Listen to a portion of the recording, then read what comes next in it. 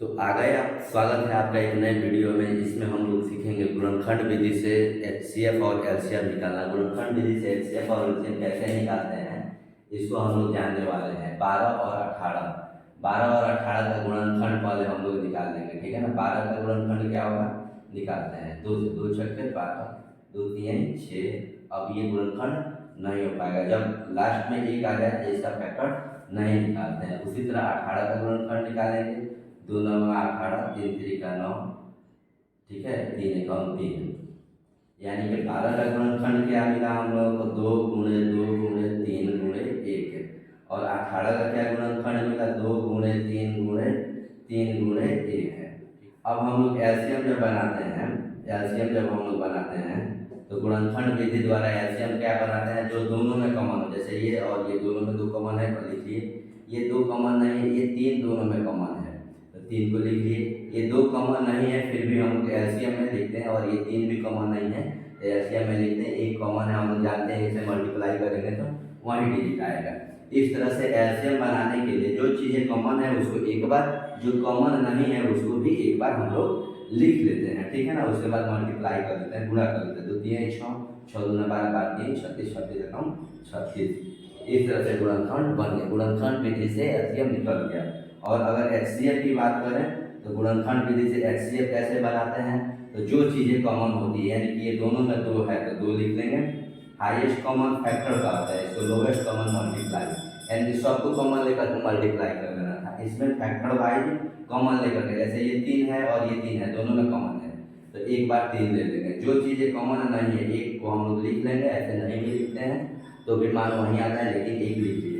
तो इस तरह से हम लोग मल्टीप्लाई किए। 2 3 6 6 एकम 6, एचसीएफ आया 6 और एलसीएम आया 36। ये इस एक और समझते हैं। 16 का गुणनखंड निकालते हैं। 2 से 2 8 16, 2 दूना 4, सॉरी 2 चौका 8 और 2 दूना 4, 2 एकम 2।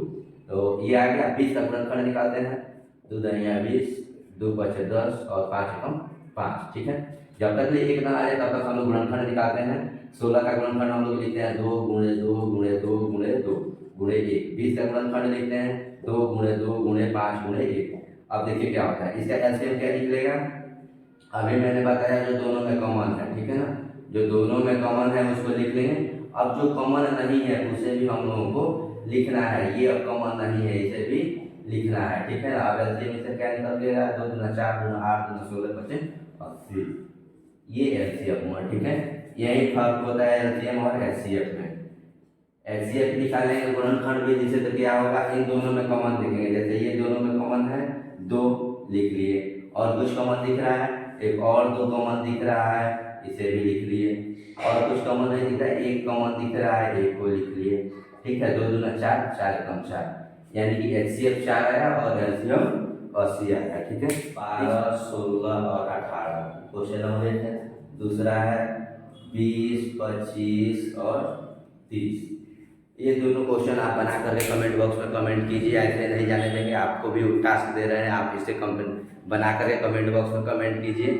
और आपको समझ में आया कि नहीं इससे हमको पता लग जाएगा। आप कमेंट नहीं करते हैं, अगर आपको समझ में आया होगा तो आप कमेंट कीजिएगा बना करके, नहीं समझ में आया होगा तब फिर भी कमेंट कीजिए, आपको फिर से बताएंगे। अगर आपको ये वीडियो इन्फॉर्मेटिव लग रही है तो आप आपके मोबाइल में जो है लाल वाला बटन दिख रहा है उस पर अपना थोबड़ा फेंक के मारिए या जूता, मुझे नहीं पता, बस सब्सक्राइब हो जाना चाहिए। और ऐसे ही इन्फॉर्मेटिव वीडियो के लिए इस चैनल पे हमेशा बने रहिए। आगे हम लोग ऐसे इन्फॉर्मेटिव वीडियो देखते रहेंगे। तब तक अगले वीडियो के लिए इंतजार कीजिए। मिलते हैं अगले वीडियो में, तब तक के लिए जय हिंद।